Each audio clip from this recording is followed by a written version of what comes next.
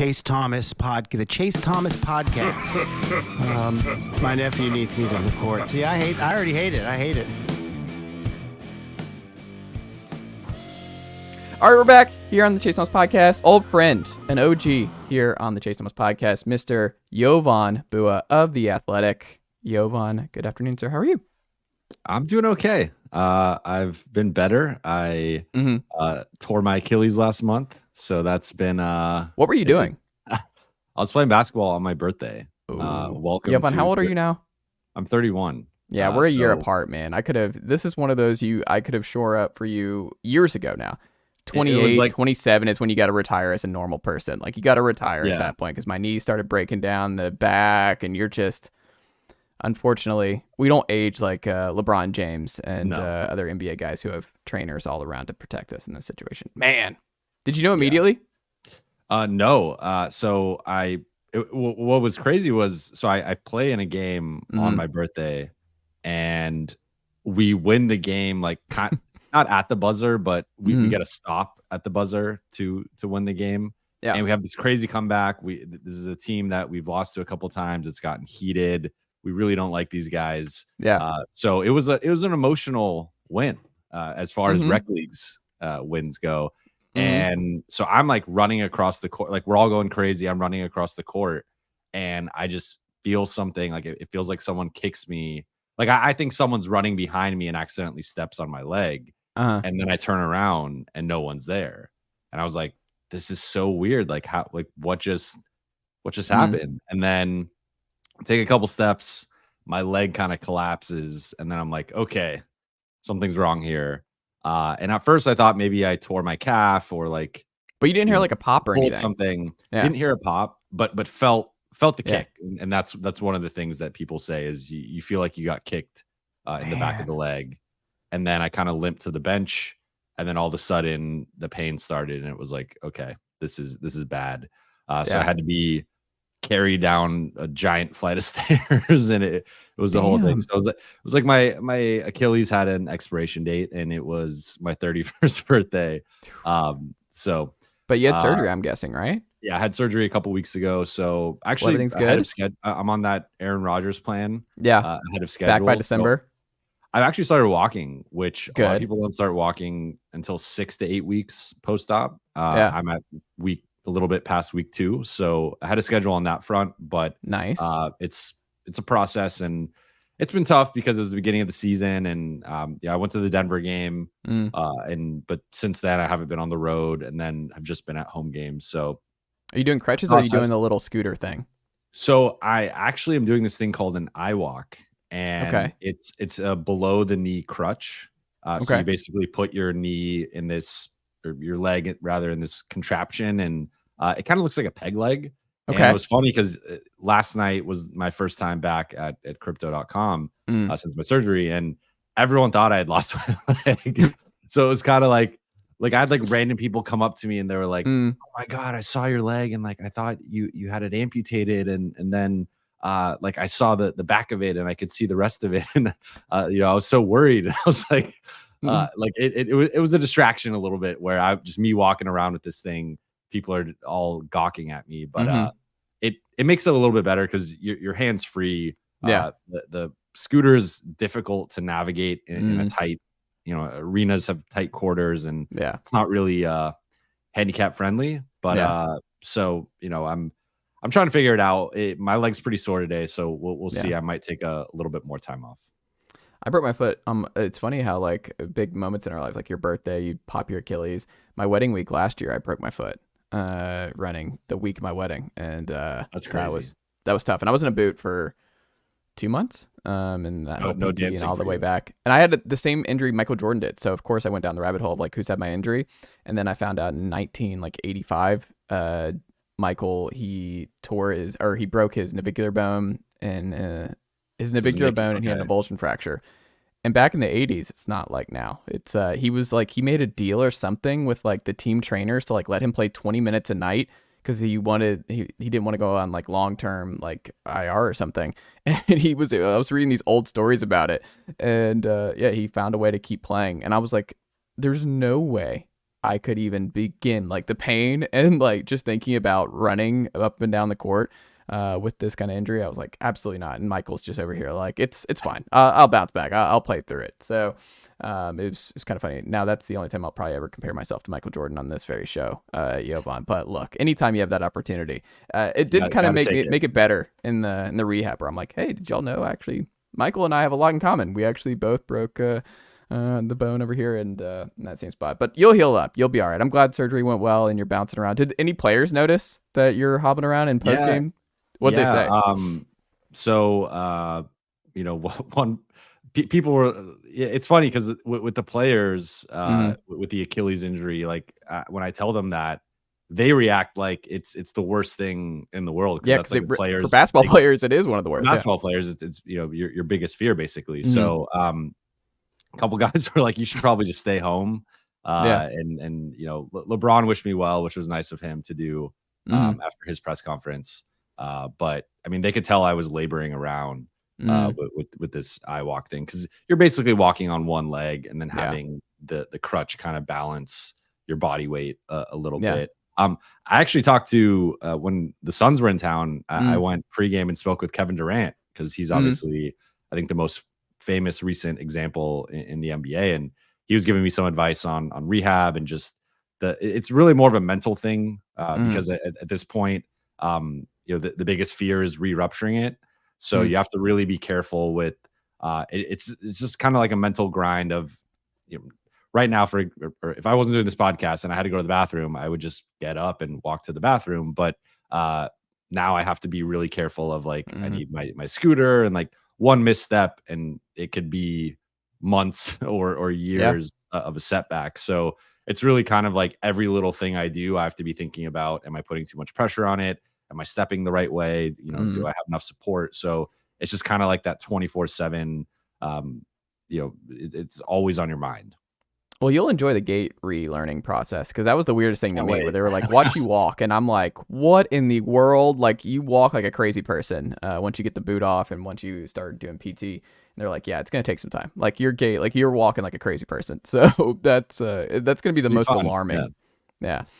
All right. Well, I'm glad you're healthy and you're going to make it, and you'll be all right. We're just old, Jovan. It hits us at different times, but our bodies are just betraying us. Jovan, the team you were just talking about, the Lakers, interesting start. It seems like they're just going to be perpetual play-in team in the West year over year. The roster changes just a little bit, but it seems like with how crowded the West is, and teams like the Timberwolves making the leap and the Mavericks getting back to form, that I mean, it's kind of settling in a way, not to the extent the East is, where you're like, oh, we can just go to the playoffs now. Like, I think this is good. I think we figured it out. The Pistons, worst team in the East, and you just look at the standings and you're like, that. I feel like that's pretty close to what it's going to end up in 70 games from now.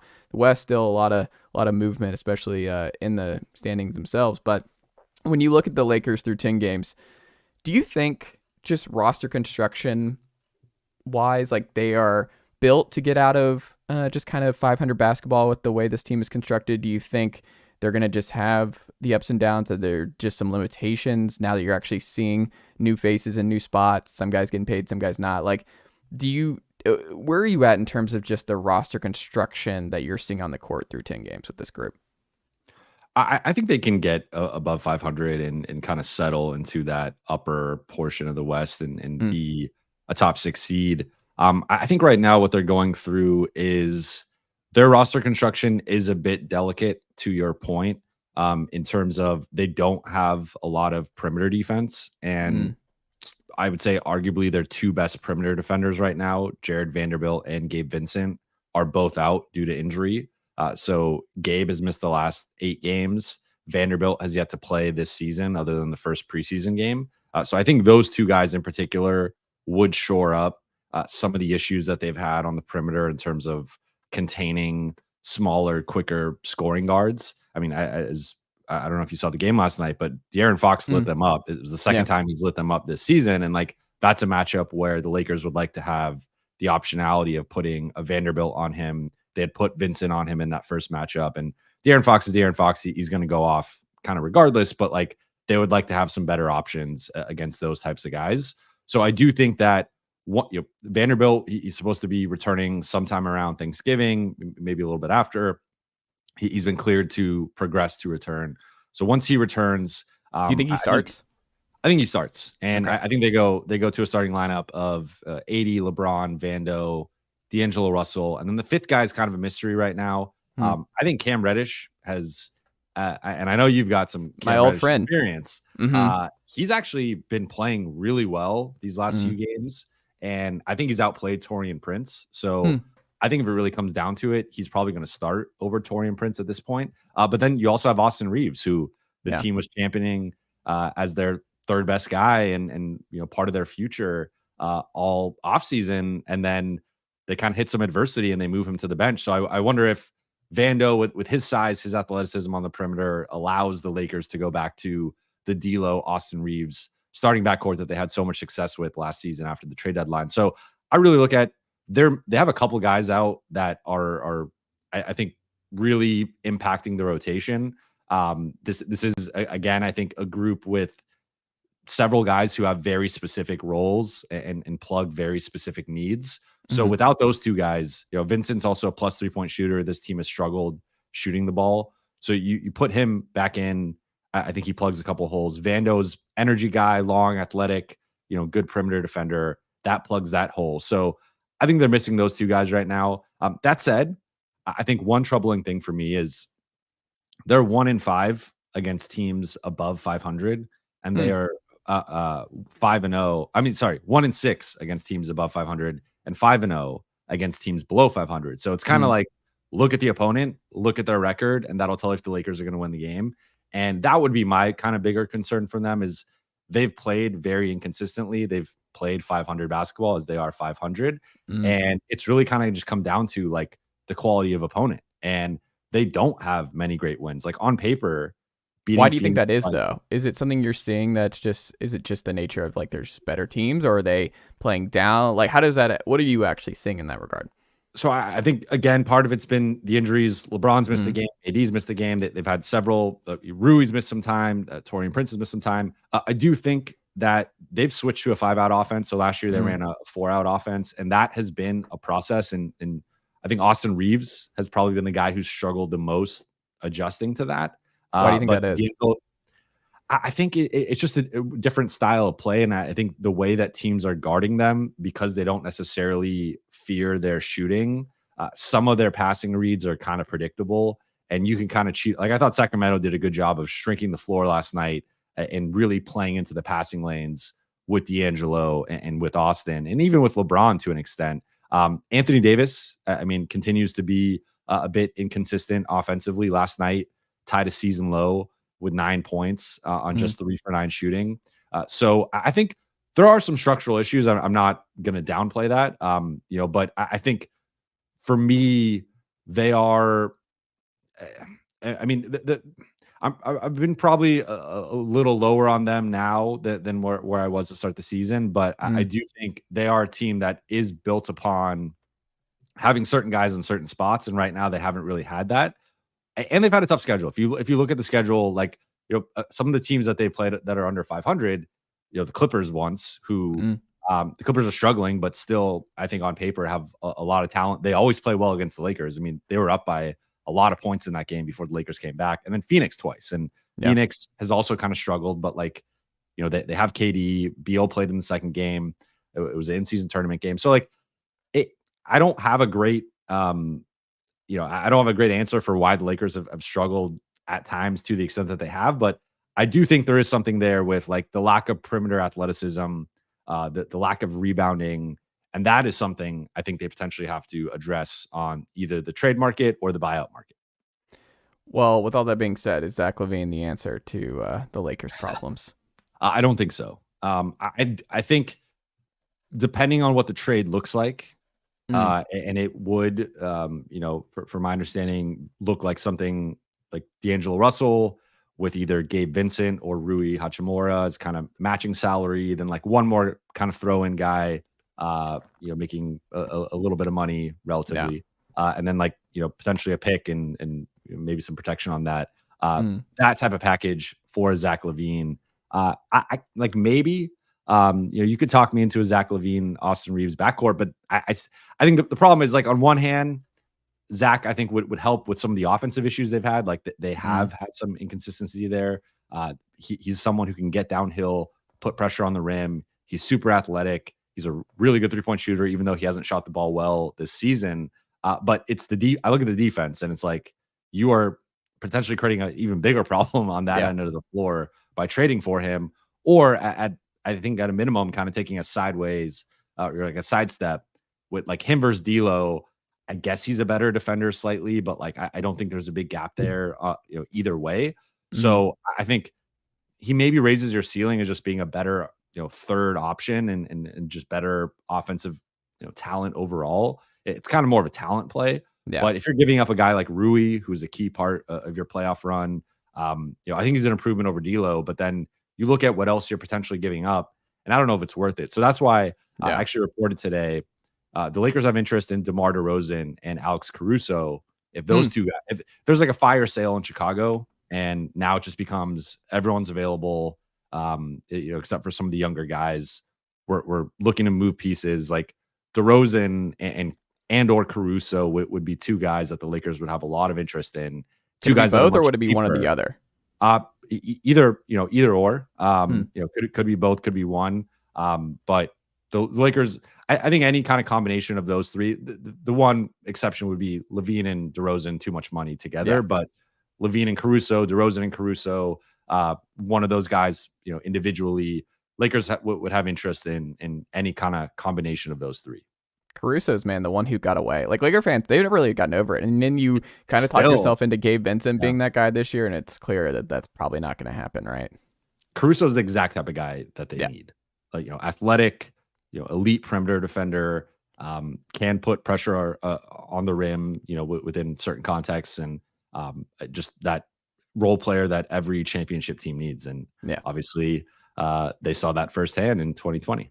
Do you think he wouldn't have bad blood there based on the contract stuff and how that all unfolded? Do you think he would be okay? I think there was like a little bit of hard feel. Like I think he wasn't happy with how it played out. And, they essentially I'm simplifying it, but they essentially chose Taylor Horton-Tucker over him, even though they could have kept both. So I think there was a little bit of hard feelings, but I know he loves Laker fans. He had a good time playing for the organization and won a title. And I'm sure he'd love to be back if it played out that way.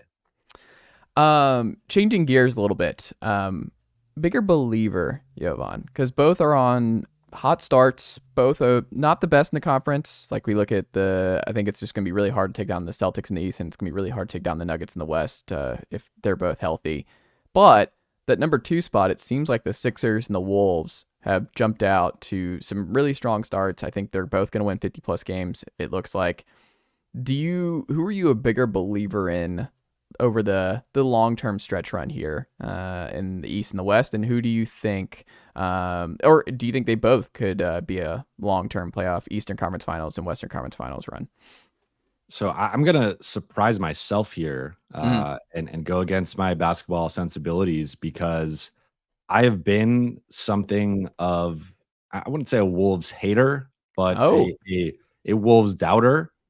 Like last season when they made before last season when they made the trade, I was like, this is a play-in team and maybe borderline not play-in team. And they're kind of the sexy pick of, they're going to be a 3 or 4 seed, that they're going to be a really good regular season team, and then come playoff time, maybe they'll struggle. And I was like, I do not see this fit here. I do not like Gobert and Towns together, kind of out on Towns. Anthony Edwards, I'm still high on, but like I think he still has a couple steps to take. And I was kind of proven right. They ended up being an 8 seed, although I think they gave Denver a pretty competitive first round series. And then kind of again entering this season, they were the sexy pick of like all the stat models were like, Wolves 2 seed, Wolves 3 seed, and I was like, I don't see it, but I was wrong. And so I'm buying in on the Wolves. I think if you look at the West right now, outside of Denver, like no one is really impressing me. We just talked about Lakers are 500. The Clippers have lost 6 games in a row, including 5 with James Harden. The Grizzlies have completely collapsed without Ja and some of the injuries that they've had. Dallas has been impressive, but I kind of want to see a little bit more of that and see that sustain. Warriors have lost 4 straight. Warriors have lost 4 straight. Now Draymond's out, and you've seen some flashes from them, but they haven't been consistent. So they don't like have the depth. I don't think they have the depth to make it.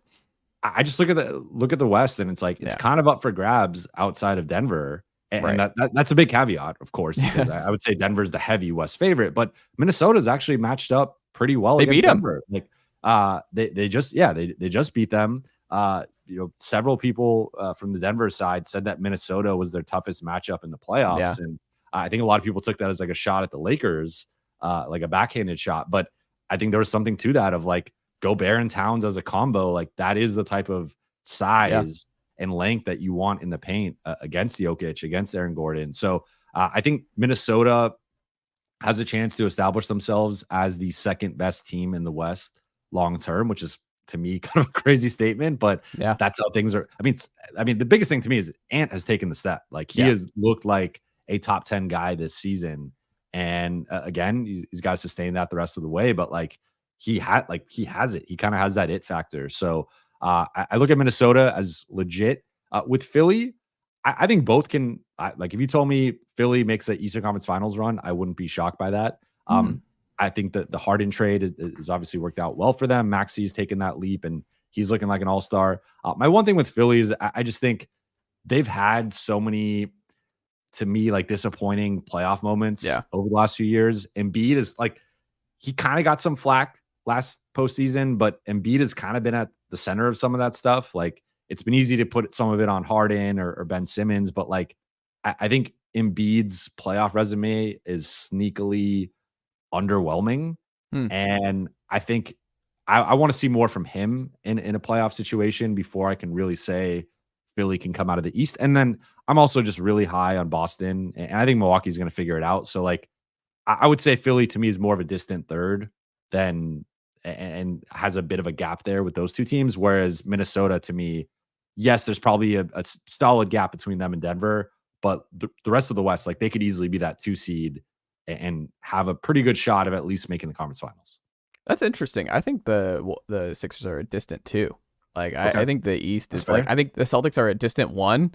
The Celtics are, and the Sixers are a distant 2, and then I think the rest of the East is just like the Hawks are fun. I mean, are you out on Milwaukee? I am out on Milwaukee. Okay. I think there's just the weird stuff with Terry Stotts to begin the year jumping out. I think Middleton might be cooked. I think there might be something where they can't make a deep run without Middleton being an all-star. Like I don't think they're going to be able to survive on the perimeter. And I mean, Dame's defense is bad. And I don't think they can save this season. I think they're actually, like with Giannis, the floor is extremely high still. But like, do I think they're going to be able to win 3 playoff rounds in the East? No, I don't. I think they're kind of. You're not buying Malik Beasley as Drew Holiday? No. I mean, he was glitching on the court last week. Like, I mean, he referred to himself as the new Drew Holiday. Yeah, that's not happening. No, I don't think that's coming. Yeah, so I think and then you see like the reports of like Caruso around the league would make a lot of sense for Milwaukee, and I'm like, what do they have left to give up? And also like, I don't think Caruso's solving those problems. Like, I think they have a wing problem. I think he would help, but like, you have a Chris Middleton problem. Like the gamble on Chris Middleton, I think, is ultimately going to unfortunately do them in, is because this all works if Chris is still an elite guy you can count on week over week. But I think at this point, I would not bet on Chris Middleton to be an all-star for 2 straight months in the playoffs anymore. Would you? No. Yeah. No. And then you're kind of screwed. Yeah. I mean, I think there's something to just the top end talent with Dame and Giannis. But what do you do against the Celtics with those wings? Like, they have nothing to throw at them. Like, you're getting toasted. They do have a Boston problem. Yeah. Even and that partly is a Chris Middleton problem. But like, that was my thing looking at the roster, was I just don't see how you, and especially, I mean, we'll see how Adrian Griffin approaches it. But historically, they have not been willing to put Giannis on wings. They've kind of, not put him on that primary matchup. So if they do that, I mean, that is a lot for him to do defensively, in addition to all he does offensively and just kind of in general. So we'll see if they approach that differently. But I think they do, like, they're a team that needs to make a trade and needs to upgrade their perimeter defense and athletic, like kind of like the Lakers and to some extent. Yeah.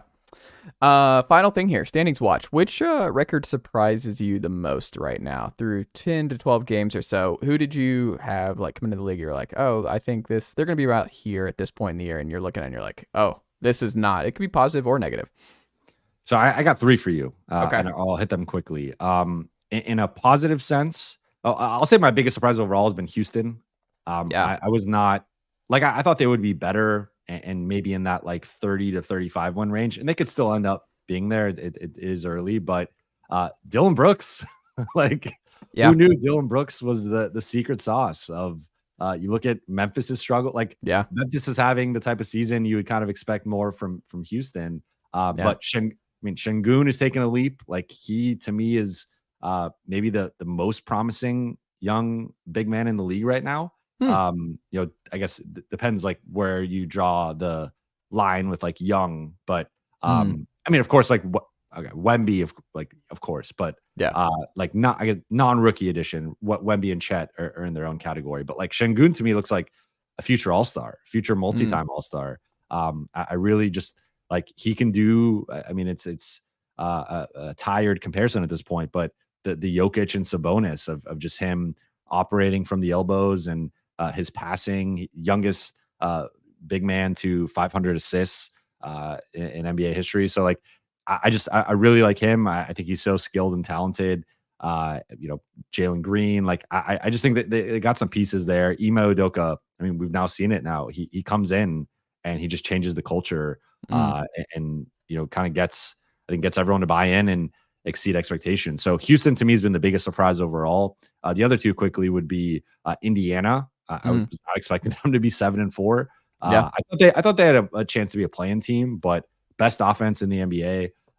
They've Tyrese Haliburton. I mean, he's not the best point guard in the league, but he's making a case to be like number 2 or number 3 in my opinion. Again, depending on who you view as a point guard, like I'd put Steph and Luka ahead of him. And he's right there. But I also just love those teams that, like, I'm a big believer in just emphasize, like, the Kings should do this where, hey, you're not going to win the title with this group. Like, I don't think you have anybody who's going to be a top 5 player in the league, but you've been in the gutter for nearly 20 years.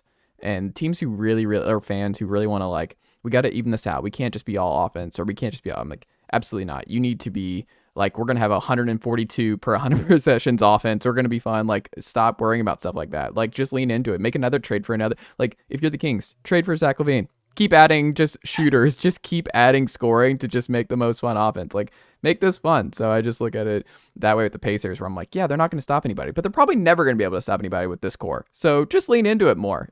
Just keep at, like, who cares? Just have the most fun offense in the league and see where that goes for a couple of years. Right? Yeah. And then the last one for me is on the disappointing side has been the Clippers at just 3-7, 6-game losing streak, 0-5 with James Harden. And I don't really know what you do because they clearly have a problem with the Harden Westbrook backcourt, and you can't start both guys. I think that was like, it was pretty obvious going into the situation that it wasn't the best fit between those two. And just those 4 kind of ball dominant, like guys who need the ball to some extent. And I think like in a way, Westbrook has outplayed Harden, but I think most people would say Harden's the better player. And I don't think either guy would welcome a relegation to the bench, as the Lakers can attest to and saw firsthand last season. So I don't really know what you do there. If you move one of them to the bench, I don't know who you move there. Like Harden's the new guy, but Harden is the guy making a lot more money. This is the guy you just traded a lot for. He was talking about not loving his role in Philly as a distributor, and like he's still putting up 20 plus points, 10 assists a night, and he's not loving that role. So are you going to put him on the bench? Like that I don't see how that's going to fly with him. And as we know, once he's upset or kind of checked out of a situation, he becomes destructive. And then with Russ does not view himself as a bench player, and I don't think he would love a move to the bench. So like they're almost going to be forced to try and figure it out with that starting lineup. And with 2 non-shooters in Russ and Ivica Zubac, that cramps your spacing to a certain extent. And then you got the stars just like not having any rhythm, not having any flow, not kind of your turn, my turn. Everyone's trying not to step on each other's toes. Defensively, they've not been great. So it's like, I don't know what they do. They're in a really tough spot. I think it's going to get better. They're not going to go winless in the James Harden era, but they also don't look like world beaters who can truly contend for a championship. So I think they're in a really tough spot right now. Jovan Buha, what can the good folks check out from you across The Athletic this week? So I just had a story go up on the Lakers' interest in the Bulls players. So be on the lookout for that on The Athletic. And got some vlog content, back to vlogging now that I'm back at games. Yeah. And that's TikTok. Check out the TikTok, Twitter, Instagram, YouTube Shorts. Been trying to post everywhere. So Jovan Buha on all platforms. There you go. Jovan, always a pleasure. Get well soon. Take it easy. Don't re-injure yourself. We're too old. We got to be careful, man. We just got to walk slow. We're in our Larry David era. We love it. We just gotta embrace it. Father time comes for us all. Jovan, thank you as always, and I'll talk to you soon.